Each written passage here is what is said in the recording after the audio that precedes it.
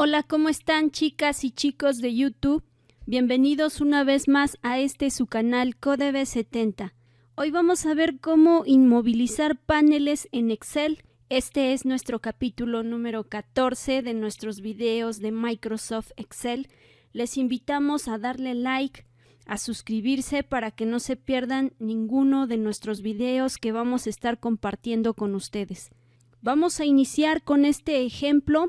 Abrimos nuestro Excel y supongamos que tenemos varios registros y al momento de dar scroll podemos notar que no se puede ver los nombres de los campos y por lo tanto nos podemos perder fácilmente en los títulos de cada columna.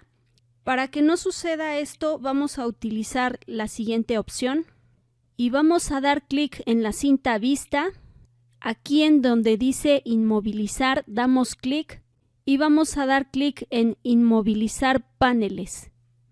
Comenzamos a dar scroll y observamos que la primera fila se mantiene fija. De esta manera podemos ver en qué columna estamos haciendo referencia según su título. Para volver a movilizar el panel, vamos a la cinta vista y damos clic en movilizar paneles. Vamos aquí inmovilizar y elegimos movilizar paneles. Ahora, si necesitamos inmovilizar 3 filas y 2 columnas, por ejemplo, pues simplemente nos ubicamos en la celda C5, que es esta. Vamos a vista, damos clic en inmovilizar. Ahora clic en inmovilizar paneles. Como pueden observar, chicos, hemos inmovilizado 3 filas y 2 columnas, las cuales las tenemos aquí, hemos combinado y centrado, así que la cuenta como una fila, 2 y la tercera, que es aquí en el día lunes, con nombre del vendedor Luis Roberto.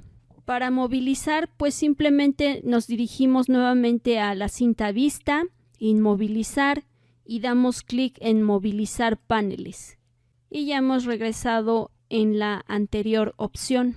Si ustedes pueden observar aquí en la cinta vista inmovilizar, también tenemos la opción inmovilizar fila superior y también contamos con la opción inmovilizar la primera columna. Vamos a poner un ejemplo. Nos colocamos aquí en ID, damos clic y vamos a inmovilizar fila superior. Como pueden ver, chicos, se nos ha inmovilizado la fila superior. Recuerden que aquí tenemos 2 filas, así que nos está inmovilizando una sola fila.